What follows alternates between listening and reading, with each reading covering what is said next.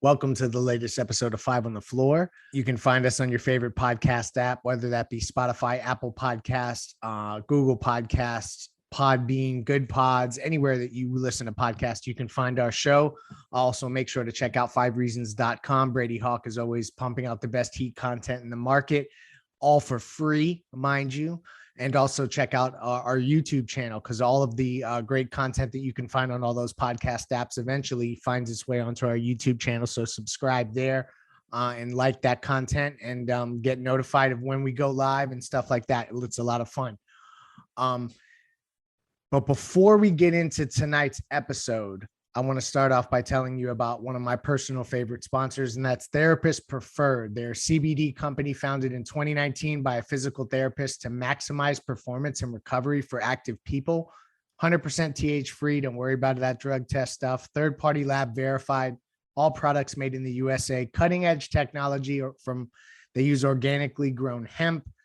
Some of the most popular products are some of the ones that I have tried myself: the CBD sports cream, the strawberry lemonade gummies, the green apple gummies, really, really good. Sometimes they send you a little sample pack when you get an order. That's always nice.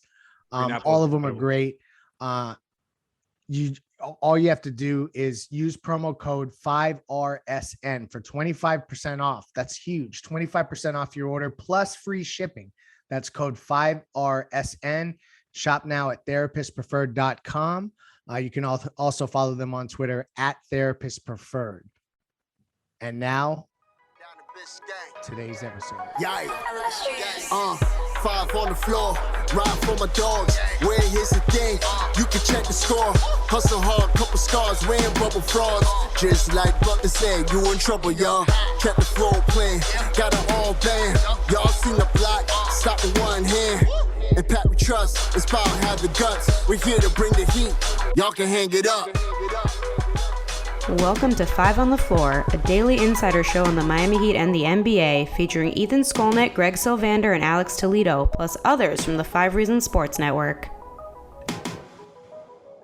Yo, welcome back to Five on the Floor. We are switching up the way that it sounds when we start these shows. I am your host, Greg Sylvander. No Ethan Skolnick tonight, whenever you're listening to this. Today's floor plan, we are going to delve into Duncan Robinson. And with me here to do so is Alex Toledo at Tropical Blanket, and Brady Hawk. I cannot say his name in any other accent. So Brady Hawk it is. And you can follow him at Brady Hawk 305. So we're going to talk about Duncan Robinson. That's where we want to start. It's funny, like, I guess as I'm teeing up this topic, and we're going to get into a column that Brady wrote on 5reasonsports.com about Duncan Robinson that dropped today that I thought was really illuminating in a lot of ways as it relates to this topic. But if there's one guy that I think Heat fans probably right now are a little underwhelmed by, to start, would you guys agree? It's probably, if you had to point a finger at a starter, it's Duncan Robinson, right?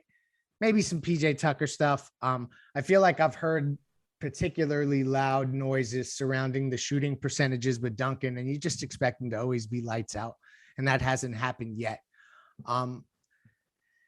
I personally don't think it's a big deal. Like, that's the last thing to worry about with Duncan Robinson. So to me, like, these other things we're seeing from him, the new actions that they're running with him, but more than that, just the intuitive stuff he's doing on the offensive end, I think is all really great indicators for him being able to be a contributor, in clutch situations. We'll say, I won't say closing, but clutch situations. Brady, I thought you really kind of broke it down in a granular way in your column on 5reasonsports.com. That column is titled "The Duncan Robinson Dribble Handoff Shift Adebayo to Butler." So Brady, let's start with you. Tell me a little bit about what's happening there that's different from what Heat fans saw last year and the implications of it.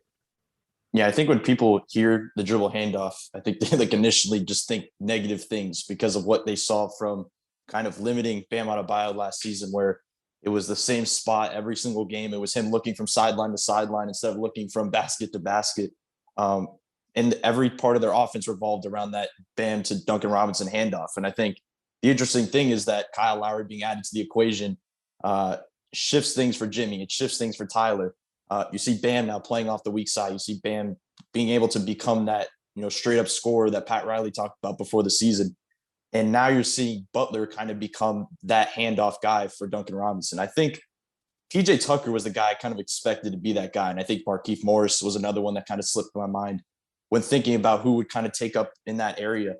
But Jimmy's done it at a very effective level that I don't think many expected. Looking at that Indiana game, they couldn't get anything going offensively. Like, that was the definition of in the mud of a game that you could possibly think of. And in the third quarter, they basically just spammed Duncan Robinson, Jimmy Butler handoffs in isolation possessions. Jimmy couldn't get it going. He was finding himself one-on-one constantly over and over, which he usually is going to take that jumper. But he was waiting for Duncan to come around the outside. He was handing it off, and Jimmy would slip, and it was an easy bucket. Then right after that, again, they did the same thing, the same exact play. It looks pretty identical if you go back and watch it. One was at like the 9-minute mark. The other was at the 6-minute mark of the third quarter. They looked identical. Right after that, Carlisle called timeout to kind of switch some things with Miami, kind of figuring some things out. And right after that, they, instead of blitzing Duncan Robinson, every time two guys would fly Duncan, this time Brogdon's waiting for the slip, just kind of sliding back with Jimmy. And then Duncan, that's kind of where he kind of reacts now, and he takes us to the rim. And he ends up getting a bucket by the rim. And that's the next stage for him. Like, if he's able to do that when defenses are overreacting to him in that way, and he's able to go to the basket and get a bucket, is kind of exactly what you want. Like you mentioned, the three-pointer is going to come eventually. That's all good. But when you have that element to add in that type of combo that he did not have last season with Bam, like, as much as we talk about, he developed the pocket pass, which was kind of the expansion of him being a threat. But now if he's able to do that, I think we look at it a little bit differently. But I think it's just interesting. I think it's something you're going to see more. And when Duncan kind of really gets going again, like he was last season shooting the basketball, I think you're going to see that Jimmy taking over that role for Bam to kind of unlock him in that way.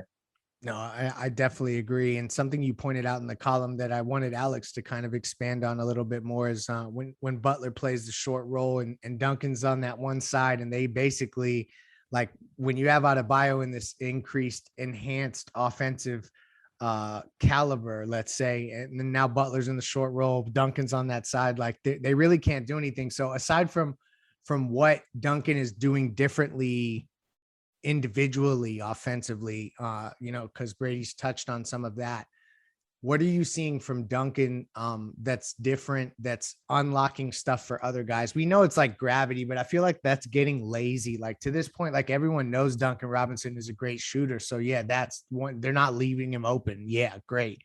But like, what other stuff is Duncan Robinson doing off ball maybe that you're seeing that's creating opportunities early in this season for teammates? Well, the thing is, you guys have already touched on a lot of it, but really the gravity is just kind of the broad term to put on what he does, because he just does that at such a high level because he never stops moving, right? And that's kind of a cliche thing to say about, I think, elite shooters. Is something that you would always hear, at least like growing up for me, about Rip Hamilton or Ray Allen, guys of that caliber that you're hearing them say that on the national broadcast. But it's obvious because when you're there watching it in front of him, it's like, oh my God, they're just constantly running. And Duncan, that's how he's leveraging the threat that he has. But really, it's not about what he's doing out there, right? And what Brady's talking about, him having these counters for when they top lock or for when they give him these little spaces for him to, cut and do things like that. I do agree he can get better at that. I'm glad he's flashed some of those things already. That's pretty much all I want him to get better at on offense. Because other than that, it's some of the things you guys touched about is how many more options they have now, not only because of Duncan, but because of Kyle, and specifically what you guys were talking about with Jimmy as the roller. That's something that I think they went to a little bit in the finals when Bam and Goran were out, and Spo kind of enhanced that scoring playbook for Jimmy, where they just got him in his spots in different ways. And we're seeing a lot of it when Kyle was on the floor, and now when Kyle was off the floor too, because I think they were doing it with, they were running Tyler Jimmy pick and rolls. I don't know, I got to look back, but him being used in so many different ways and just going back to being Jimmy G buckets, it's a welcome surprise, just it happening so early. And I think it's more than sustainable. And that's why I was just so high on him being that high points per game guy, because Kyle is really putting him back into that position. But he's getting all these easy points and going to have, I think, a lot of these high efficiency games if he's just getting the ball in his spots over and over, whether it's on the, short wing or as a roller.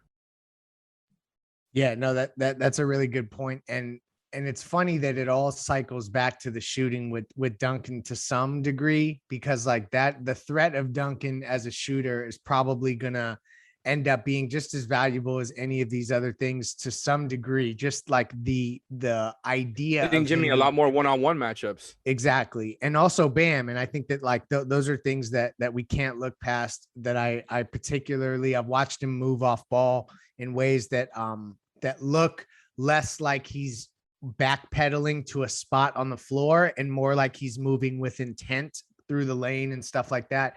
So I've personally seen that, and I am not the guy that has the eye for that kind of stuff. So I want us all to acknowledge that obviously Duncan Robinson is being paid to shoot the basketball and make threes. So like eventually that percentage is going to have to come up. I think he's at 35% right now, something like that, but it's too early. It's 3 games in. So I think that like the least thing It's fair we to need say to that worry also about. because they have a tough schedule right now coming up. So It's I think true. it's like you want them to hit these shots in these big games. You definitely want them to hit them tomorrow, right? I think that Brooklyn game, he's going to be a little bit more under the spotlight with that matchup.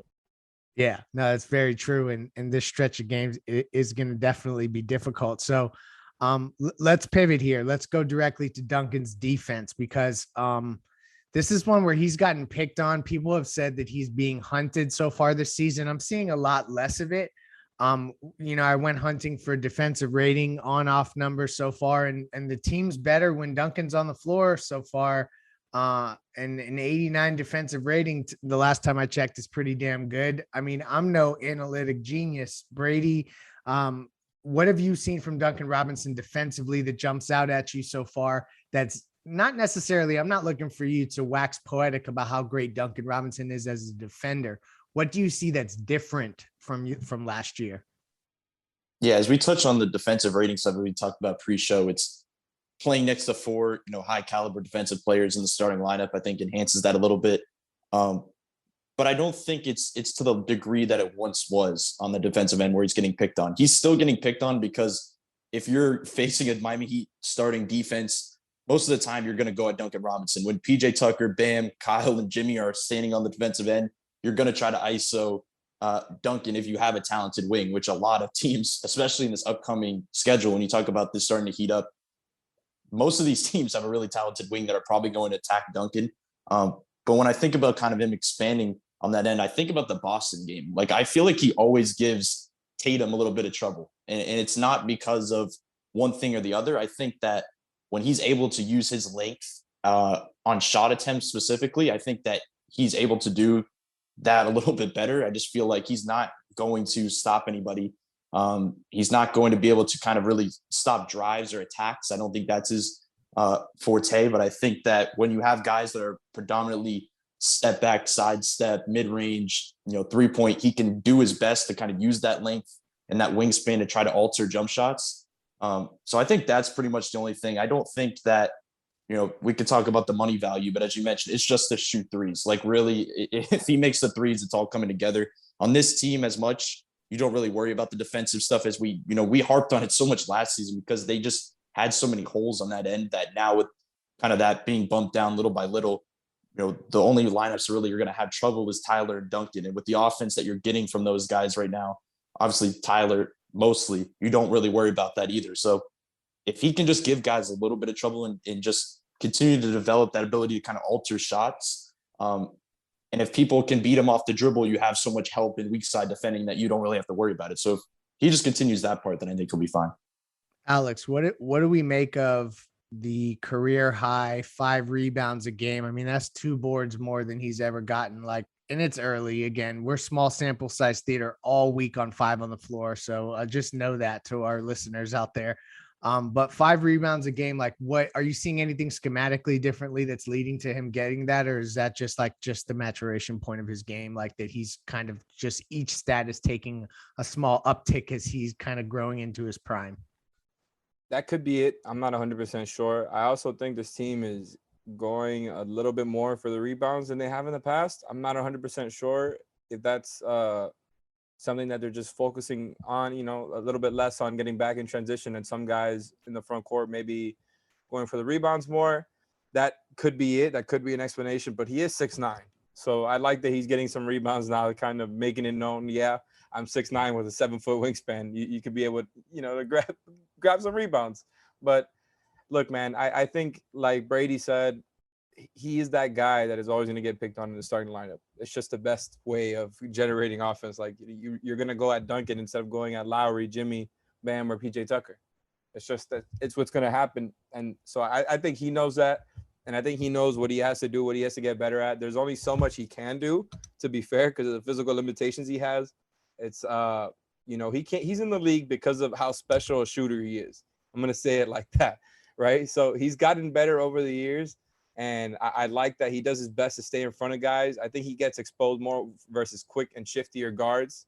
And even though he has the length to kind of give guys trouble, somebody who can just kind of, get him to turn his body and drive right by him, I think that's where he gets exposed. Other than that, like I like him against wings, and I like him against some guys who are a little bit bigger, maybe guys who don't post up too much. You know what I'm saying? I just think versus elite guys, they're going to pick at him, and the Heat are known for helping a lot. So I'm not particularly worried about it either. It's just going to be a lot of hands in the passing lanes. Yeah, no, and the help has to always come with him. And there's certain guys that are always going to need that help. And I'm going to hit you with one more Duncan question that you would get likely from a Twitter account that ended with a whole bunch of numbers and probably had an egg as an avatar. But before I get that question to you guys and give you the real sports hacky take, I want to tell you about another one of the great sponsors of 5 on the Floor and 5 Reasons Sports Network. And it's my favorite daily fantasy platform, and that's Prize Picks. So super cool. You essentially, it's like 3 steps. You pick your favorite stars, go on the app. You can go multi-sports, pick your favorite stars between 2 and 5, regardless of sport, mix and match. You choose their over under. So for NFL, for instance, quarterbacks, they have, 290 yards. Do you think that Patrick Mahomes will go over or under that? Jacoby Brissett, is he going to throw 500 interceptions? Go over. And then you make those picks, and then you watch your players win. The more you pick correctly, you stack them together, you win more money. So you download the Prize Picks app, use promo code 5 at sign up. That's FIVE. So you use that at sign up, and you'll get your first deposit matched up to $100. So that's straight up money that you can start playing with immediately. It's daily fantasy made easy. Again, that's prizepicks.com. You can follow them on Twitter at prizepicks, or download the app wherever you get your apps from. Definitely check it out.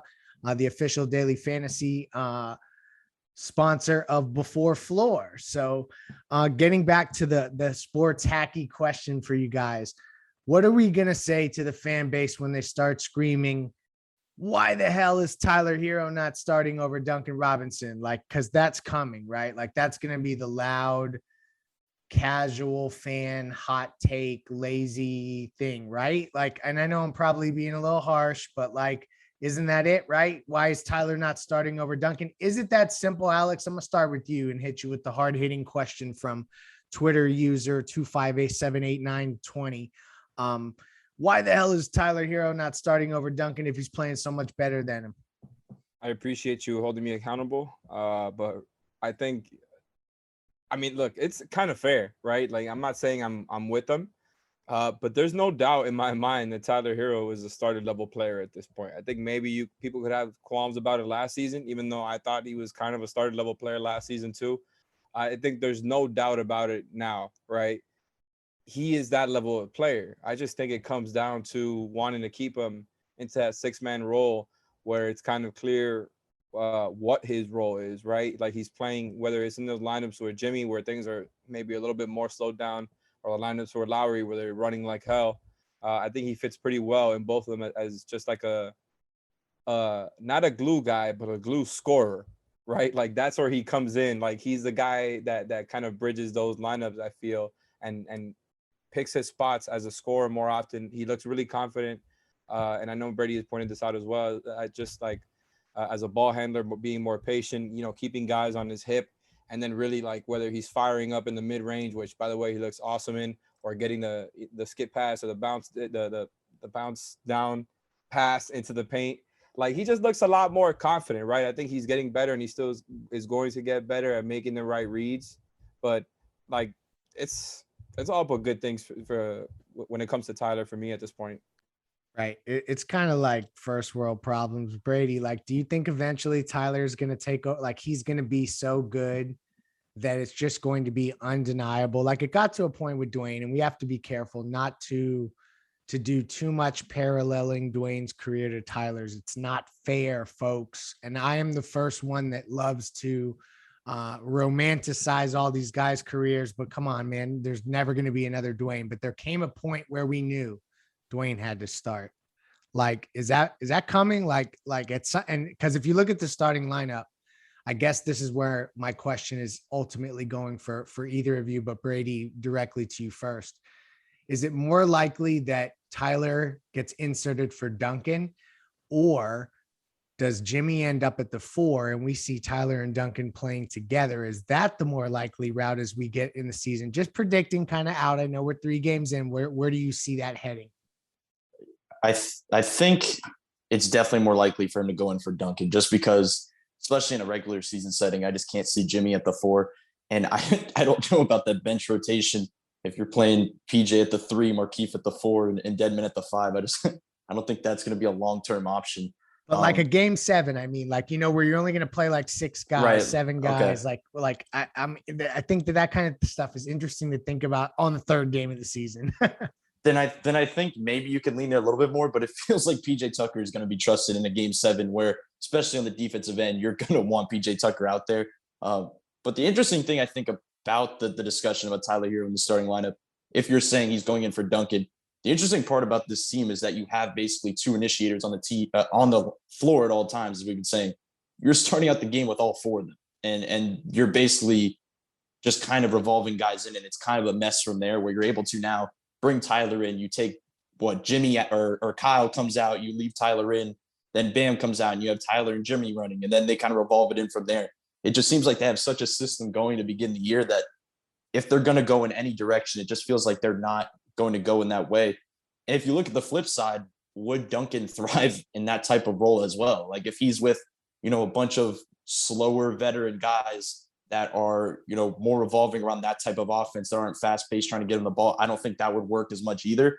And ultimately, Eric Spoelstra is the head coach. And as we've talked about, you guys have mentioned time and time again, is that Duncan Robinson is his guy. Like that's the guy that revolves this offense, and he just kind of is the glue of what they like to do.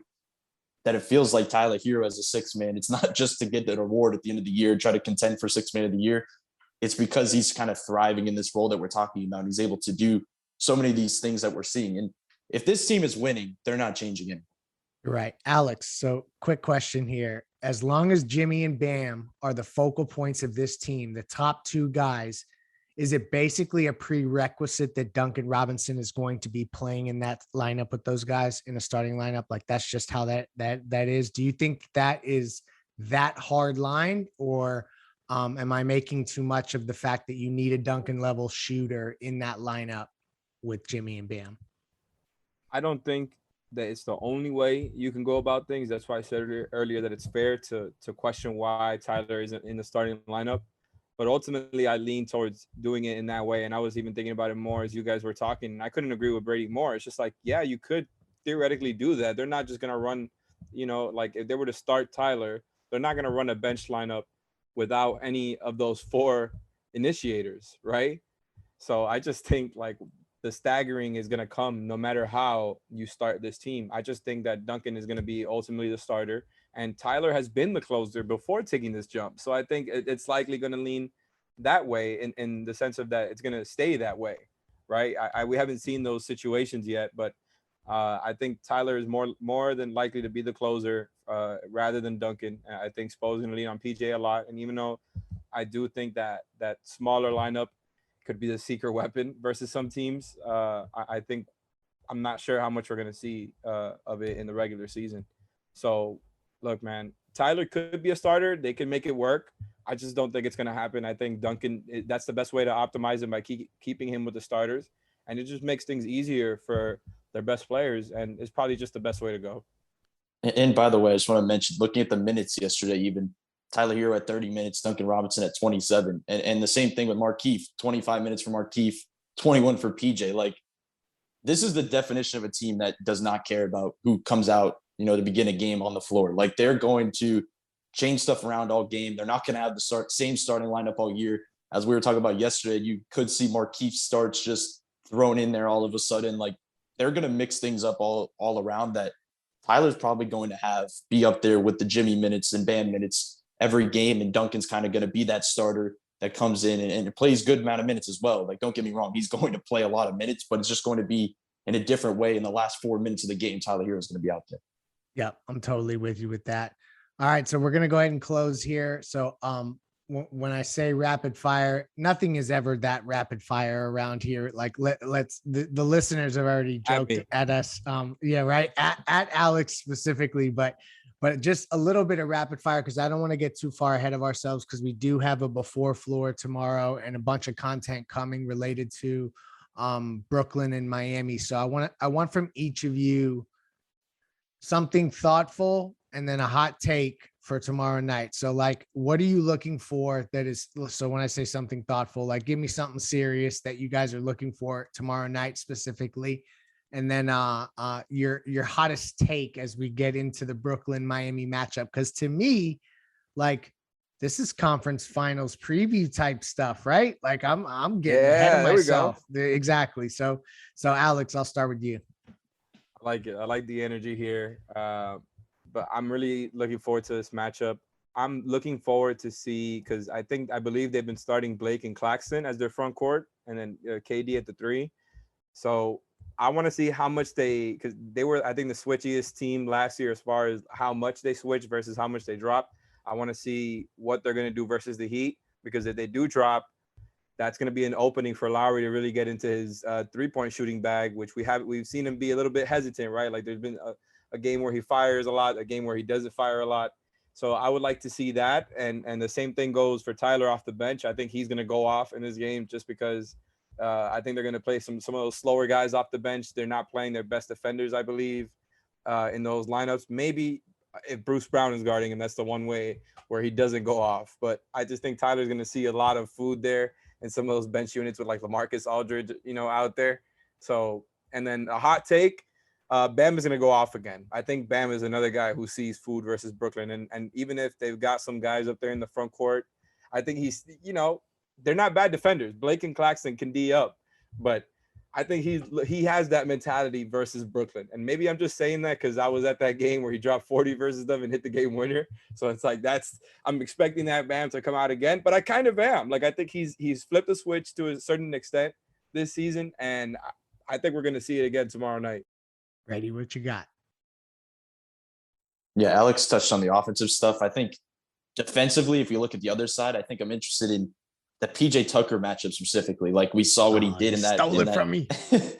You see what he did in that past series where he was just, you're not going to stop Kevin Durant in any way, but you have to try to slow him down. And you've seen the relationship between the two guys. And just in that series, you saw how much he was in his grill, kind of knows how to defend him positionally. And I think that's interesting because you don't have to worry about Bam specifically. Like, he's going to be guarding Claxton. You have him as a weak side guy that can come over on KD. If he happens to drive by him, you could kind of angle him that way. It just seems like defensively, you feel a lot more comfortable against this Brooklyn team. Obviously, without Kyrie Irving, you feel more comfortable in general, but you just feel more comfortable with the guys that they have on this team defensively. And I think Jimmy would probably be guarding Blake if they go that route with, that starting lineup. Eric Reed will be fun to listen to tomorrow night. And and I think they can about that. And they can kind of go about a lot of different things defensively. And I think you want to see, would Kyle be guarding James or Harden, or would Jimmy? Like, I don't know how they would kind of go about that. It's a good question. But just because Alex alluded to the starting lineup, but I think Brooklyn against Washington, and they won the game by 14 the other night. They made a change in the starting lineup and they inserted Bruce Brown. So they went small with Blake Griffin at the 5, and then KD, Harris, Brown, and Harden. So I think that would be even better for Miami, because then you can kind of really move stuff around. Up, exactly. Right. Yeah. And you put Jimmy on Harden, then you have Bam really being the weak side. kind of swarmer when you can kind of he'll lay off of Blake Griffin a little bit more and can be that weak side guy. So that's kind of what I'm looking for. I think I did the defensive stuff in general. And my hot take would probably be, I think, a back-to-back big-time Jimmy performance, another 30-plus point night. I think we could see that just with the energy that's probably going to be around this game. And I think they put Bruce Brown on him. I still think he gets 30. Food. So what smart thing do I have to say? It sucks that they have Patty Mills on the bench. That sucks. Oh no. This DeAndre Bembry dude, like Nikias likes him, so that means that he's probably good. And he wasn't in Brooklyn last year, right? No, I don't think so. All right, you guys don't really know, and that's okay. I don't remember him in Brooklyn, so he's gonna probably give us some trouble.